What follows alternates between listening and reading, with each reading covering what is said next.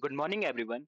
तो आपका एचएनबीजीयू PhD entrance examination 2025 conduct हो चुका है। उसी से रिलेटेड हम यहाँ पर उसके सेक्शन ए रिसर्च मेथोडोलॉजी की आंसर की डिस्कस कर लेते हैं।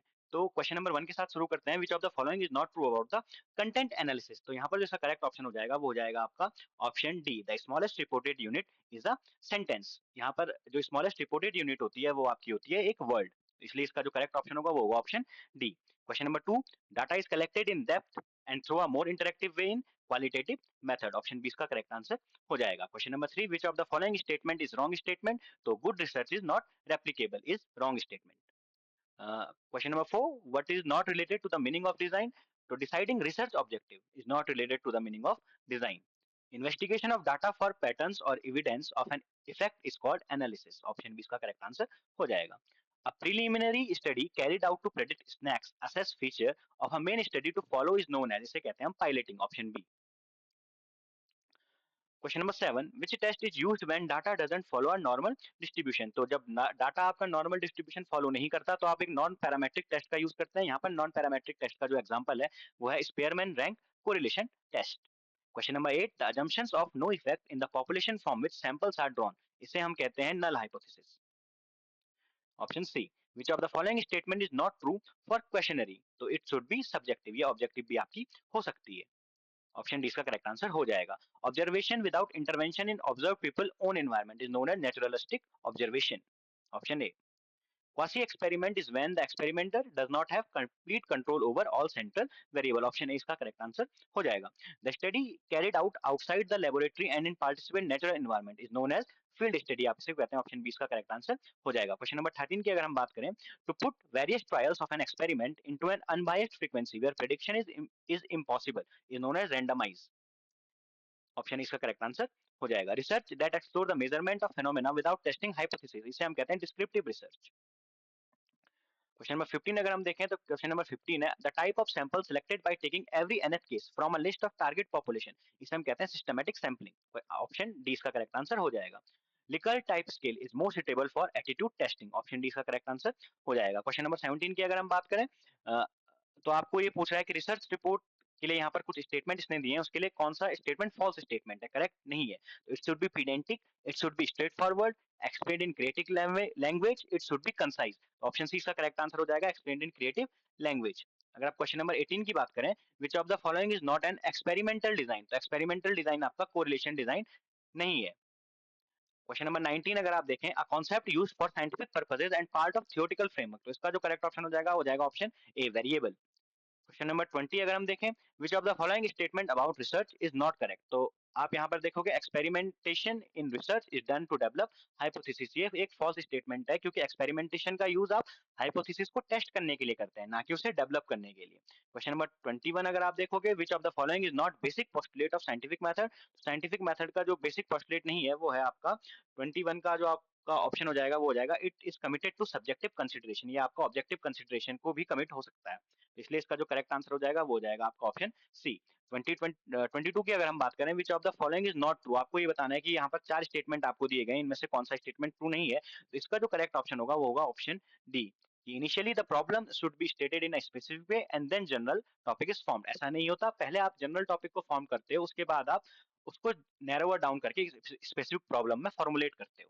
क्वेश्चन नंबर 23 अगर आप देखोगे, which of the following factor is not considered for appropriate research design, the need of research work. Option C इसका करेक्ट आंसर हो जाएगा। क्वेश्चन नंबर 24 है, as per UGC regulation 2018 what percentage of similarity in a thesis will result in the cancellation of registration above 60%। Option B इसका correct answer हो जाएगा। Question number 25, poor analysis in historical research is due to. यहाँ पर दो option आपके correct हो सकते हैं, ऑप्शन सी और option D, over generalisation and over simplification. ये दोनों के दोनों पुअर एनालिसिस में आते हैं हिस्टोरिकल रिसर्च के लिए, लेकिन यहाँ पर जो मोर करेक्ट आंसर होगा, क्योंकि आपको चार में से एक ही ऑप्शन सेलेक्ट करना है, तो वो जाएगा option C, over generalisation. Question number 26, when a research study is conducted to know about an unknown area and collect information, इसे आप बोलते हैं एक्सप्लोरेटरी रिसर्च। क्वेश्चन नंबर 27 है, आपको यहाँ पर दो स्टेटमेंट दिए गए हैं, एक इंडक्टिव अप्रोच के बारे में और एक डिडक्टिव अप्रोच के बारे में। आपको ये बताना है कि दोनों स्टेटमेंट में से दोनों ट्रू है या दोनों फॉल्स है, या एक ट्रू और एक फॉल्स है। तो आप अगर देखोगे, inductive approach, a theory is generated out of research finding, और सेकंड स्टेटमेंट है deductive approach, research is done in relation to the hypothesis drawn from the theory in question. तो आपके ये जो दोनों स्टेटमेंट हैं, ये दोनों के दोनों करेक्ट हैं। तो इसका जो करेक्ट ऑप्शन हो जाएगा, वो जाएगा both statement 1 and statement 2 are correct. Question number 28 की अगर आप बात करेंगे, what is the correct sequence of step in the research process? तो identifying the research problem, selecting and implementing a course of action, diagnosing and assessing research problem, evaluating the course of action। तो जो research process का एक sequence होता है, वो होता है सबसे पहले आप first identifying the research problem आप करते हो, उसके बाद आप डायग्नोस एंड असेस उस प्रॉब्लम को करते हो, उसके बाद आप एक कोर्स ऑफ एक्शन को सिलेक्ट करते हो और उसके बाद आप उस कोर्स ऑफ एक्शन को इवेल्युएट करते हो। ऑप्शन बी इसका करेक्ट आंसर हो जाएगा 1, 3, सेकंड एंड 4। क्वेश्चन नंबर 29 की तरफ आप बढ़ोगे अगर, तो स्टेटमेंट 1 और स्टेटमेंट 2 से फिर से आपको क्वेश्चन दिए गए। लिटरेचर रिव्यू के बारे में आपको इसने यहाँ पे पूछा है। The literature review should include all studies conduct on the topic regardless of their relevance. तो ये स्टेटमेंट आपका गलत है, क्योंकि रिलेवेंट स्टडीज आपको इंक्लूड करनी होती है लिटरेचर रिव्यू में, ना कि सारी की सारी स्टडीज। और a well structured literature review helps in formulating research objective. ये स्टेटमेंट बिल्कुल सही है। अगर आपका एक वेल स्ट्रक्चर्ड लिटरेचर रिव्यू होगा, तो वो आपको आगे जाके रिसर्च ऑब्जेक्टिव फॉर्मुलेट करने में हेल्प करेगा। तो statement 1 is false, but statement second is true. Option D इसका करेक्ट आंसर हो जाएगा। Question number 30, hypothesis testing is the main concept of which type of research? तो हाइपोथेसिस टेस्टिंग जो आपका मेन कॉन्सेप्ट है, वो होता है एक्सपेरिमेंटल रिसर्च का। क्वेश्चन नंबर 31 अगर आप देखेंगे, which of the following statement about an alternative hypothesis is true? तो it is accepted when there is significant evidence against null hypothesis. Option C इसका करेक्ट आंसर हो जाएगा। An error caused by rejecting the null hypothesis when it is true, it's called, इसका जो answer हो जाएगा वो जाएगा टाइप 1 एरर। क्योंकि नल हाइपोथेसिस अगर ट्रू हो और आप उसको रिजेक्ट कर दो, तो उस एरर को हम कहते हैं type 1 error. What type of validity is this in which the researcher is encouraged to deduce the hypothesis from a theory that is relevant to the concept? तो ऐसी वैलिडिटी को आप कहते हैं construct validity. Option A. Question number 34, question number 34 अगर आप देखोगे, directional hypothesis, directional hypothesis का दूसरा नाम इसने आपको पूछा है, तो उसे हम कहते हैं वन टेल्ड हाइपोथेसिस। फिर से आपके पास दो स्टेटमेंट इसने दिए हैं। Fundamental research is directed at exploring the applicability of the truth and principle already established। And statement 2, action research aims at ameliorating the ongoing condition and practices. तो यहाँ पर ये जो दोनों के दोनों स्टेटमेंट्स हैं, वो आपके एक इनकरेक्ट है और एक करेक्ट है। जो आपका स्टेटमेंट 1 है वो इनकरेक्ट है, और जो आपका स्टेटमेंट 2 है वो करेक्ट है। तो ऑप्शन डी इसका करेक्ट आंसर हो जाएगा।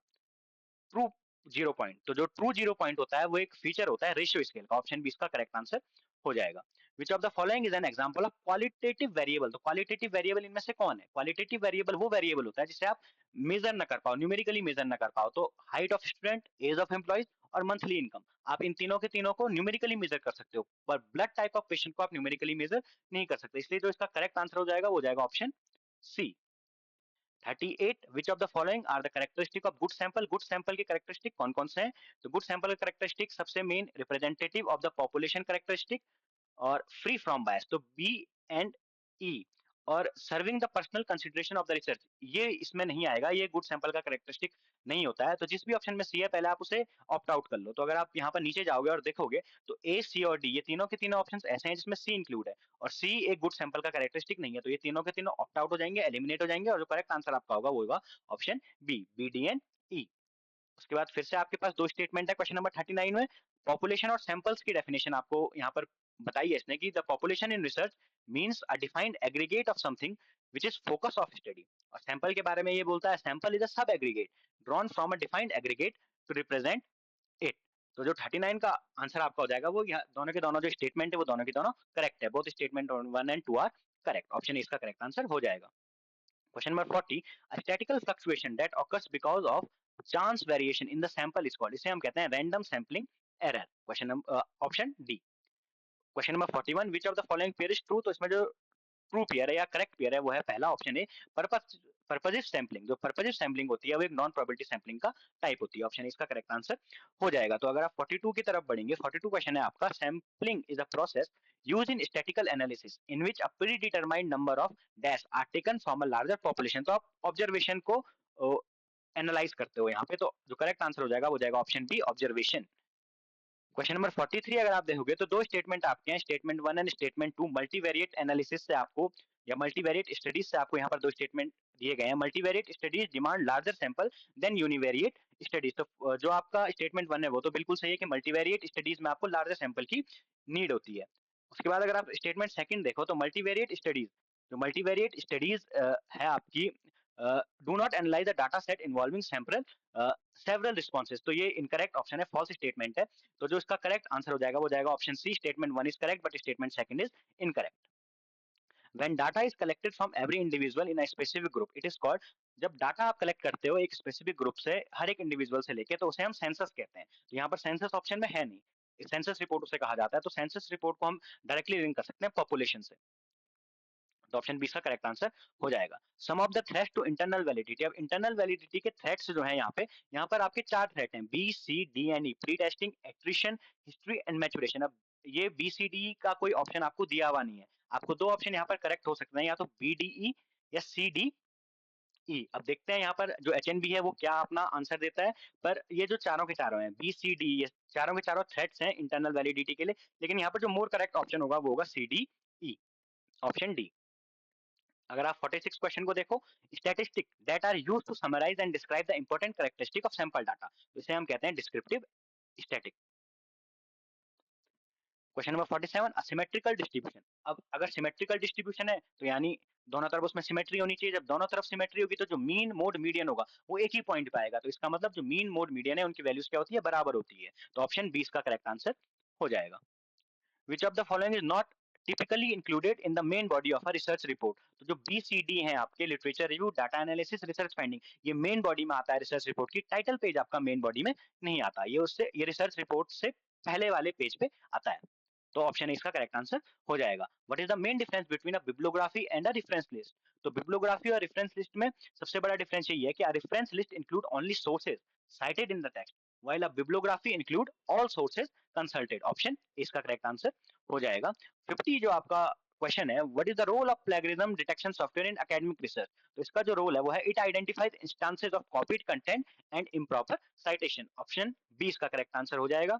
तो ये थी रिसर्च मेथोडोलॉजी के 50 आंसर्स की आंसर की। अब आप इनको मैच करिए और कमेंट डाउन करिए कि आपके 50 में से कितने नंबर रिसर्च मेथोडोलॉजी में बन रहे हैं। आगे मैं इसके बाद आपको अगली वीडियो में केमिस्ट्री सब्जेक्ट की आंसर की प्रोवाइड करा दूंगा। Thank you for watching, subscribe the channel.